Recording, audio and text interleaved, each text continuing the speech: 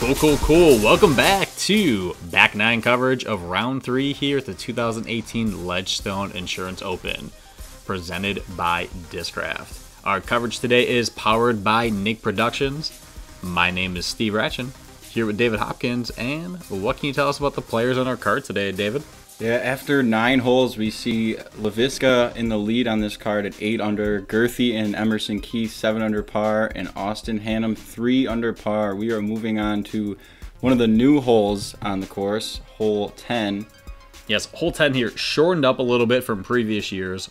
Still at 450 feet, par 3. Players are going to be throwing either a flip-up hyzer shot to the right, a roller, or giant sidearm if they have it in their arsenal. Looks like Emerson is going to go with that giant sidearm.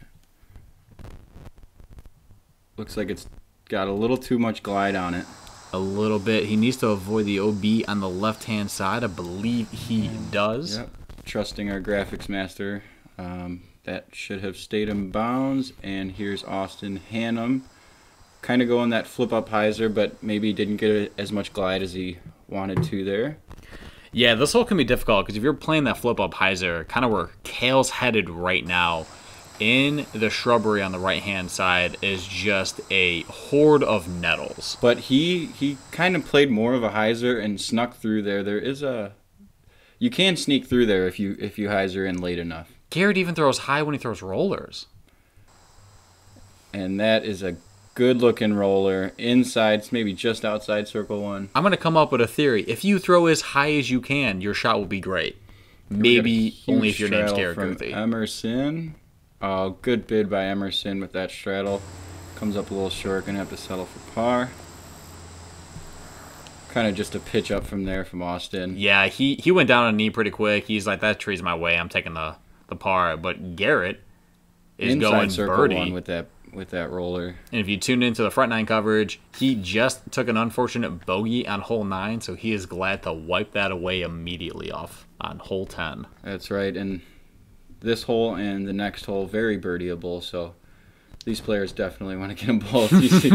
You see Emerson messing around with Austin there, kind of pretending to swat his disc. You see him messing around on this there. Card, yeah. Exactly. The camaraderie was unbelievable in this card. Just 4 very nice guys, and they're all just enjoying playing with each other in this 3rd round here. We're going to be moving on to hole 11, another new hole for the course this year. It kind of took away from old hole 11, that sidearm by the road, and now we're playing a sidearm towards the road. But we have OB left, OB right, and the closer you get to the green, the closer the OB narrows in. And this sets up very nice for Cale's touch turnover shots. Puts it right inside the circle. And if you don't have that amazing touch backhand, players are going to be swinging out a sidearm over the OB, hoping it comes back, as Garrett just did with a glow Firebird. Emerson looking to match Garrett there. Looks like he's headed in the right direction underneath the basket. Nice shot, Emerson. I don't know what disc that is, but every time Emerson throws it, it lands 4 feet from the pin. Every time. Maybe he should just throw it on every hole. Ooh. Or maybe Austin should throw that on every hole because he almost pinned it.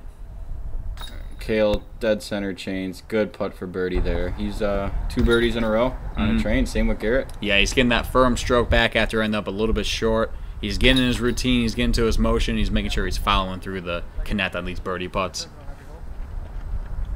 And we have a star birdie. First one of the round? Yeah. First one of the round. And after that star birdie frame, we see our competitors sitting at 10, 9, and 8 under par for Cale, Gurthie, and Keith. And after the rough start, Austin is battling back to 4 under par. Let's hear a word from our sponsors, Dave.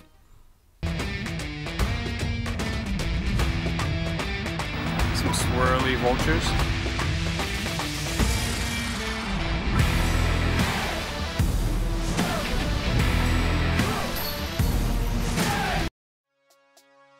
All right, here we are. The water tower hole, 354 feet uphill, plays a little bit closer to 400-foot power, which how steep their players are throwing uphill. You're either going to elect to lay up before the water tower and pitch up, or if you're going for it, you're going for it. Yeah, you're right, and if you are going for it, you really need to miss hitting the water tower. In our previous rounds, we've seen multiple people just miss their line, hit the water tower, and roll out of bounds. And we see Cale going for it and putting it inside the circle. Yeah, especially after going out of bounds round 1, he is happy to correct on that mistake. Gurthie throwing as high as he can again, and underneath the basket? Yeah, I think he's going to make that putt. I take that bet. I bet he will. Emerson has all the power in the world to get past the out of bounds and up top. Oh, and he's short left, but he gets the green flag. Emerson is going to be kind of pinned to the left-hand side of that water tower. And once you get up there, the landing zone's so blind off the tee that you don't know until the spotter raises that flag whether you're in or not. Oh, and it looks like Austin there does get a red flag, so he's playing from the drop zone here. Like I said, you don't want to hit the water tower. He does get around it. Good shot. He's going to be up and down for a 4 there, and I think Emerson here for a birdie. Yes. One knee straddled left. He is pumped. Why does every time you have a lawn or scary or death or crazy putt, he's like, I'm just going to make it? He's young and he's got a lot of confidence. He must have went to yoga this morning to get that type of stretch out. Oh, man. You see Austin tapping in for his 4. Cale with an unfortunate miss putt inside the circle again there. He's tapping in for a par. And Gurthie, he's got to watch his head. Yeah, he definitely does. And there we have it. 2 great birdies on hole 12 here. Cale ended up having to take in the par, and you see him going back to his lie there, reanalyzing it and saying, what am I doing? I got to follow through. I got to make sure that my putting is clean because I have 6 more holes to go, and this course does not let up at all. You're exactly right. And we see a little bit of a scoring spread there. Austin taking the 4, a couple of 2s, and a 3 there. We're moving on to the par 5, hole 13, but we are playing to the B position, which is 1,170 feet, playing much more difficult here. You got a couple of drop zones you want to hit, and it's almost like getting up and down for your par. Very difficult birdie. Exactly, yeah. Dave is mentioning how difficult it is playing, and is the most difficult hole to par during this round. And so players are throwing the hyzer over the water, and they almost want to end up close to the shoreline so they can play their second shot hyzer again. Because if they end up going too far up this hill, the fairway that they have to play is very low ceiling and pretty tight to get the distance. Okay, you see Emerson. He did funnel a little bit to the left, but he should still have a look at that hyzer route that Steve was talking about over the water. And if players for some reason miss the landing zone and end up going out of bounds to the water, they are playing the drop zone that you can see under the tree on the left-hand side of the screen right now. But looks like all 4 of them made it in, and here's Cale playing that hyzer route. I think he liked it. He kind of skipped off of it going to look for it, and he lands in a good-looking spot there for his 3rd shot. It's pretty stressful throwing from here because you're playing over OB, over the water the entire time. And not only will you be losing the stroke if you go out of bounds and having to throw almost exactly where you threw your shot from, you're losing your club.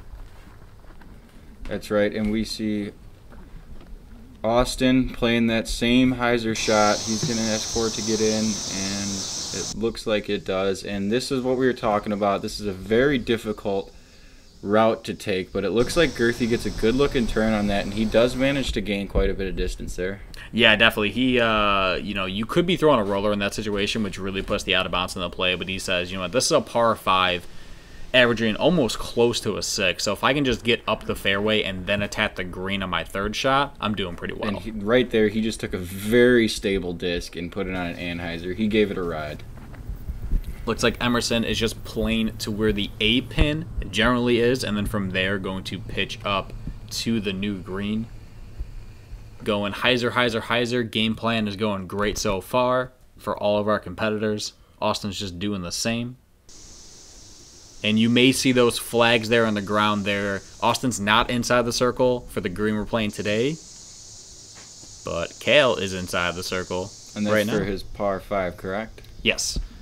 And we're calling it a par 5, but truly, if you're taking a 5 on this hole, you're doing fantastic. Every one of these guys, I'm sure their game plan is to par this, not going for that birdie. You would overhear some of the competitors this weekend saying that, you know what, hole 13, this B placement, it's essentially a par 6. Yeah, so getting a 5, you're happy. And that was actually for a birdie 4 from Gurthie. Almost throws the supersonic in. Just a regular sonic, but They're just so super, David. That's right, and we see Cale and Emerson both putting it in for a par. Cale giving that little fist pump. He had a firm putt there. 2 out of the last 4 holes, he just misconnected. And so now he's like, you know what, putting stroke was back. Like, I'm going to do this. We're going to make things happen. And not much of a scoring change on that hole as every competitor took a par 5 there. We are moving on to hole 14 with Gurthie and Leiviska tied at 10 under, Emerson at 9 under, and Austin still at 3 under par. And not only do you have to navigate the 805-foot fairway the hole 14, you have to fight through the YMCA.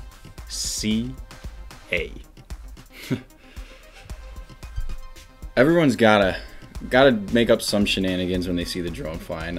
I personally think it's kind of funny. So hey, adds a little flavor to the coverage, and you know what? We gotta enjoy ourselves out here, right, David? That's right. And let's talk about this hole a little bit, I guess. First shot, much so a placement shot. You want to throw it about 350 feet. It looks like Garrett gave it like half power. He almost short-armed it there. You know what's crazy? That's a rock 3, and he's throwing it further than most competitors are throwing their driver on this hole. It was definitely a good-looking shot, and he may have landed in the shrubs where it's relief, if you would like. Yeah, there is an area marked off near the water where players are given optional relief out of the rough. However, I believe Garrett just landed a couple feet in front of it. Oh, okay. So he's going to have some rough footing, but he should be able to have a good angle of the basket since he's near the shoreline and just play a hyzer over the water. Okay, and as you saw Cale do Cale things, throws a good-looking shot up towards that landing zone. Austin hitting a tree pretty early. At this point, he's playing for a 4. Oh, but it looks like the sidearm play travels out of bounds, landing inside 15's fairway, and he's going to have to throw his 4th shot from pretty far back. That's right, and here's another hyzer shot. This one from Cale. Good looking hyzer.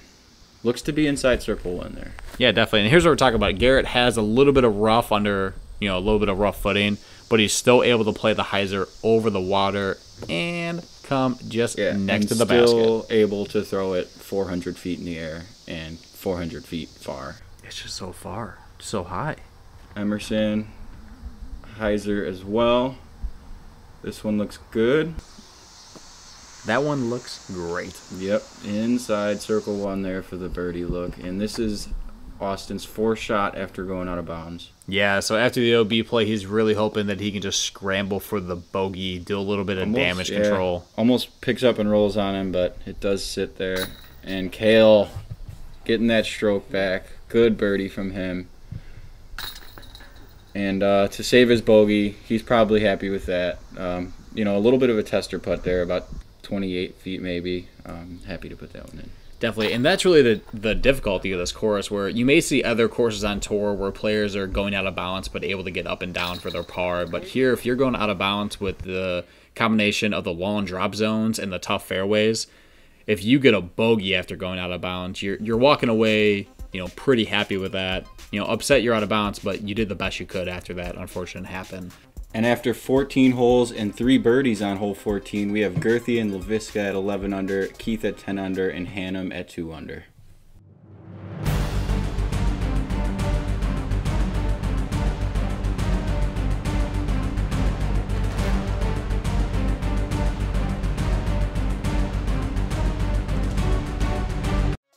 I love seeing so many supporters of the Disc Golf Pro Tour this year. Moving on to the second easiest hole on the course today. Hole 15, 315 feet. Plays more like 350, 360 uphill. Players are going to be either throwing a big sidearm or turnover around this Mando tree on the left-hand side to give themselves one of the few 2 opportunities on the course. Yeah, and it looks like Gurthie hit that second smaller tree past this larger one halfway down the fairway. He's probably inside circle 2, but at this elevated basket, a very difficult putt. I've been really impressed by Emerson's sidearm game. We know he has the long distance on his backhand, but has no problem generating that power on his sidearm. And this is a good-looking shot by Cale. Yes, that is inside circle 1. Cale continuing to make this back 9 look pretty easy here, and Austin also going with that forehand as Emerson did, and also a good-looking shot. Here's Gurthie. well outside circle one. Yeah, when you're throwing a putt that high and that uphill, it's going to fade out a little bit early. Austin going sidearm outside the circle, but banes the putt. There we go. Yeah, that had to have been 38 feet at an elevated basket. Uphill. Uphill. And uphill as well. Cale capitalizing on the great drive, getting back-to-back birdies, getting back into the rhythm that he's looking for, and Emerson as well. Yep, and we see Gurthie tapping in for his par here as well. Couple of birdies, a couple of pars in that hole, kind of what you expect, as it's, what'd you say, the second or third easiest hole? Yep, second easiest hole in the course today. And after 15 holes, we see Leiviska jumping out to 12 under, Gurthie and Emerson 11 under par, and Austin 3 under par. What can you tell me about hole 16 here, Steve? So 16 is fairly difficult. However, it is playing the fourth easiest for the round today. Players, they really just have to pick and choose how much they want to bite off the tee. The further they throw, the more OB comes into play. However, the upshot over the crest of the hill to the blind basket gets a little bit easier. So Emerson looks to be throwing a flip-up backhand up the center, trying to travel as far as he can. Fights like through the tree, but it needs to sit down. Yeah, there's the out-of-bounds line. Ah, and that's what we're talking about. Tries to get that extra distance, but fades out of bounds. Cale, I'm pretty sure his game plan this weekend on this hole was just, I'm going to go M4, M4, get my birdie. And it looks like he maybe turned that a little too much, landed over by the bushes, but still a pretty decent chance to get up and down there for a birdie. And even though Austin's fighting through these trees and landing a little bit short, he's still going to be able to attack the green from there. And Gurthie going with the aggressive roller here, and he gets it down on a good-looking angle. That's a beautiful line. Keep going, baby.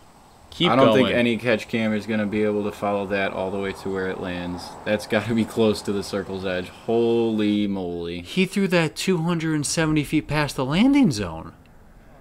Well, everyone's got their own landing zones, and Garrett seemed to be right next to the circle. So he doesn't care how far it is? He's like, I just love being green in regulation? I guess so. Oh my gosh, Garrett. Oh, and trying to go forehand for Austin. Clips a tree. He's going to be outside circle one there. Looking at a little bit of a downhill putt with OB's pretty far from there, so may not be thinking about it, but there is OB behind the basket. And Emerson, after his out-of-bounds shot, is able to get right next to the pin. He'll scramble for the par save. And this is Cale kind of pitching up. I don't think he was really going for that. Just knew he was. Yeah, he stepped up to that pretty quick and was like, I'm just pitching up. We still haven't gotten to Gurthie's shot, though. There's been so many throws, and we haven't gotten the Gurthie. Here it is. This is for an eagle 2 for Gurthie on this 606-foot par 4. Oh my. This dude. Yeah, after throwing roughly what would you say, 585 to 595 foot roller, puts in a 35-foot putt. Yeah, makes it look so easy. Austin tapping in for the par here. He's probably just in disbelief as we are that Gurthie got the eagle there. And we heard that the competitors ahead of us were actually putting out, and Garrett's roller rolled past all of their upshots and was closer. So as we see Gurthie with the eagle 2, and Leiviska and Hannum with the par 4s, and Emerson. Yep, he got the par 4 save, the par 4 save from OB. So yeah, he only threw 3 times, but definitely was a 4 as well. Okay. Moving on to hole 17, 300 feet over water, have to stick the landing or you head to a drop zone. Yeah, you're gonna see these guys throwing more of a hyzer. It's a very wide green as opposed to long. As you see Gurthie playing the hyzer and landing right there, he's definitely putting for a birdie, and wouldn't be surprised if he put it in. And Emerson sidearming that yellow driver that he's been throwing all around and sticks it as well. Sometimes you just got to go where you're confident in for the day. There's no doubt about that as Cale's coming in with the swooping hyzer. Oh, did that splash? Should have come up? We saw the splash. We'll have to see what happens from there. Here's Austin. This is another forehand for Austin, and he puts it right under the basket. Almost got the ace there. And here's Cale from the drop zone. So yeah, he did not skip in. Ooh, hits the flag, maybe slows him up a little bit, but that's not really what you're looking for. I mean, you're throwing from the drop zone, now you're 30 feet. He's Cale though. Yeah, good looking putt. Good connection on the putt there. Ooh, just squeaking in there is Emerson and putting in for the birdie. That's a good hole for him. Yeah, this is one of those holes where really competitors are, as you can see, are really going to take a 2 or a 4. Unless I jinx Garrett. Yeah, you jinxed him. I'm sorry, Garrett. And Garrett will tap in for the par. One of the very Steve, rare are you pars. going to finish your thought there? Or Yeah, so this hole really just generates some scoring spread. Players are going to be landing inside the circle and hopefully capitalizing on the putt, getting the 2, or going out of bounds. And from that drop zone, you're really not running it. There's not a high percentage chance you're going to get the 3, but a high percentage chance you'll easily be able to get up and down for the 4. All right, and we are moving on to the final hole of round 3, hole 18. 711 feet, excuse me. You really need to pick your landing zone and try to get up and down for that 3. You're going to see some rollers and some power backhands, hopefully flexing one out there. And after already being exhausted playing such a difficult course, you end the course with the 4th hardest hole of the day, playing .48 over par. Ooh, and that definitely helped him. Emerson finds that concrete, skips off of it, and propels him at least another 40 to 50 feet. Yeah, and the fairway in this hole is pretty unique, where if you land a little bit shorter, like where Austin's at, you have good avenues to the basket. If you land where Emerson's at, obviously you're in a great position. But in between that's this weird buffer zone where you have a very tough time getting to the green. And here's a good smash by Gurthie. It looks like it does hit some limbs and falls short. Oh, but lucky to he stay in. Stays in bounds, yeah. And just a beautiful shot from Cale there. Does he get the love off the pavement? He doesn't get the love off the pavement. No. Hitting that concrete lookout, I guess you could say, over the pond. Or Lake Eureka. That's Cale. So he's going to have an interesting lie. Yeah, it looks like Austin was playing close to the shoreline there, but stayed in bounds. Oh, a huge forehand hyzer from Garrett. He's going to need this to hyzer back. Oh, tree, don't be dirty. Don't be. All right. So hitting the tree, but staying in bounds. And even though Cale did have the unfortunate kick off that cement lookout, at least it wasn't in his way for a second shot. Yeah, I thought it might be, but no, he definitely had a clear shot, and he put it within 25 feet. Oh, wow. Within 25 feet, I'd say. And here's Emerson, also hanging it out over the lake a little bit. It looks That's where his drive landed? Emerson, you stud. So here we have it. There was Austin's shot that did stay in bounds, even though it was close to the shoreline. He's able to pitch up a little nice flex sidearm putter shot. And Gurthie with the Sonic. That's Sonic? Sonic boom. Sonic boom! What a way to finish the round. Yeah, Garrett having a pretty good round there, and that's, like Steve said, a great way to finish it. Look at that smile on his face. Fist pumping, high fives. What a putt. So Garrett finished eagle, par, birdie on some of the hardest holes on the course. That's something he's probably going to remember for quite a while there. And Emerson, great birdie. Smashed his drive, good upshot, and puts in the birdie. And there we have it with our 3rd round coverage here at the 2018 Ledgestone Insurance Open. Finishing off after 18 holes today, Garrett Gurthie is 14 under par, Cale Leiviska 11 under par, Emerson Keith 13 under par, and Austin Hannum 4 under par. I want to thank everybody for tuning in to the round 3 coverage here at Ledgestone Insurance Open, sponsored by Discraft. I'm David Hopkins here with Steve Rachan. Stay tuned for the 4th round coverage. Peace.